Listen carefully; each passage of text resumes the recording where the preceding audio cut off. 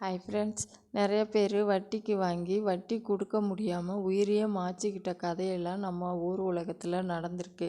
அந்த மாதிரி தான் நிறைய பேர் கடனை வாங்கிட்டு வட்டியும் நிறையா கட்டியிருப்பாங்க. வட்டிக்கு வாங்கினவங்க வட்டிக்கு வாங்கின தொகைக்கு மேலேயே வட்டி கட்டிருப்பாங்க. அதை வட்டிக்கு கொடுத்தவங்க வாங்கியிருப்பாங்க. அவங்க வட்டி கொடுக்குறாங்கன்ட்டு வாங்குற வரைக்கும் இவங்க ஃபேமிலிக்கும் தெரியாது, அவங்க ஃபேமிலிக்கும் தெரியாது இவங்க வட்டிக்கு வாங்கியிருக்காங்க, இவங்க கொடுத்துருக்காங்கன்ட்டு. ஒரு மாதம் 2 மாதம் வட்டிக்கு கொடுக்க முடியாத பட்சத்தில் வட்டிக்கு கொடுத்தவங்க அவங்க ஃபேமிலியை விட்டுட்டு வட்டிக்கு வாங்கினவங்க வீட்டுக்கு சரமாரியாக கத்த ஆரம்பிப்பாங்க. அப்போ தான் தெரியும் 2 ஃபேமிலிக்கும் இவங்க வட்டிக்கு கொடுத்துருக்காங்கன்ட்டு. வட்டிக்கு வாங்கினவங்க ரொம்ப அடங்கி போவாங்க. ஏன்னா அவங்க 5000 வாங்கினா 50,000க்கு மேலே வட்டி கொடுத்துருப்பாங்க. அது வரைக்கும் வட்டிக்கு வாங்கினவங்க கம்முன்னு தான் இருப்பாங்க. ஏன்னா வாங்கி ருசி கண்டவங்க அவங்க. எங்கே நம்மளை தப்பாக நினச்சிருவாங்களோன்ற மாதிரி வட்டிக்கு வாங்கினவங்க ரொம்ப அடங்கி போவாங்க. அவங்க என்னென்ன பண்ணுவாங்க தெரியுமா? அவங்க வீட்டுக்கு வட்டிக்கு வாங்கிட்டோன்ட்டு வட்டி கொடுக்குற போகிறப்போ அவங்க என்னென்ன பண்ணியிருப்பாங்க தெரியுமா? அவங்க வீட்டில் போயிட்டு துணி அலசியிருப்பாங்க, பாத்திரம் விளக்கியிருப்பாங்க. ஏன்னா அவங்கள இம்ப்ரெஸ் பண்ணால் இவங்க கத்தாமல் இருப்பாங்கன்ற மாதிரிலாம் அவங்க ஃபீலிங் இருக்கும். அது மட்டும் இல்லாமல் ஏதாச்சும் காய்கறியோ மீனோ வாங்குறப்போ வட்டிக்கு வாங்கினவங்க பார்த்துட்டாங்கன்னா அந்த மீன்லேயும் காய்கறியிலையும் அவங்கள்ட்ட கொடுத்துட்டு வருவாங்க. அது மட்டும் இல்லாமல் வட்டிக்கு வாங்கினவங்க வட்டிக்கு கொடுத்தவங்க சொல்லுவாங்க, என் பையனுக்கு இந்த கேக்கு பிடிக்கும், சாக்லேட் தான் பிடிக்கும்னக்குள்ள அதையும் வாங்கி கொடுப்பாங்க.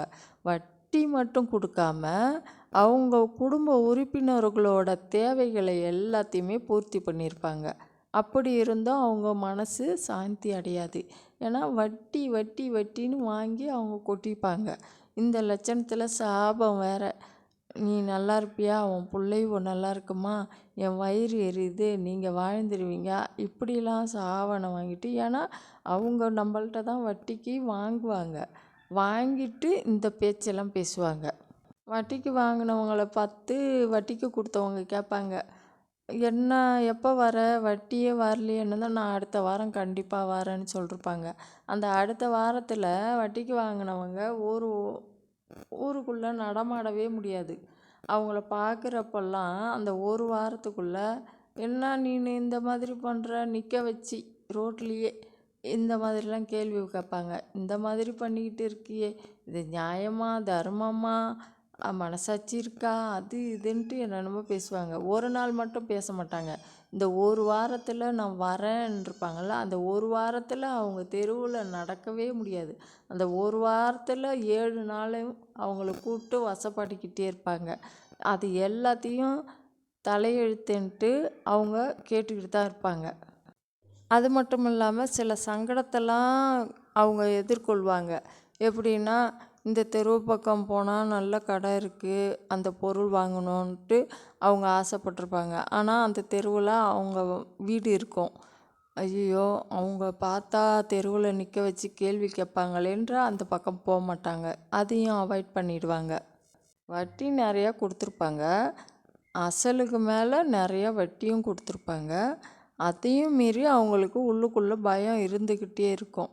ஏன்னா வட்டிக்கு கொடுத்தவங்க அங்கே நிற்கிறாங்களோ, பஸ் ஸ்டாண்டில் நிற்க வச்சு கேள்வி கேட்பாங்களோ, இதுக்கு ஒன்றுக்கு தான் பயப்படுவாங்க.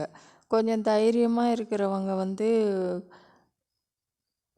வட்டி நிறையா கொடுத்துட்டேன், இதுக்கு மேலே கொடுக்க முடியாது, அசலை கொஞ்சம் கொஞ்சமாக தரேன்ட்டு சொல்லி அவங்க ஒத்துக்கலைன்னா நான் கோர்ட்டுக்கு போவேன், போலீஸ் போவேன்ட்டு சொல்லுவாங்க. இதே பயந்தவங்களாக இருந்தால், மான அவமானத்துக்கு இது பண்ணுறவங்களாக இருந்தால் என்ன செய்வாங்கன்னா, அப்படியே பம்மிக்கிட்டு தான் நடப்பாங்க.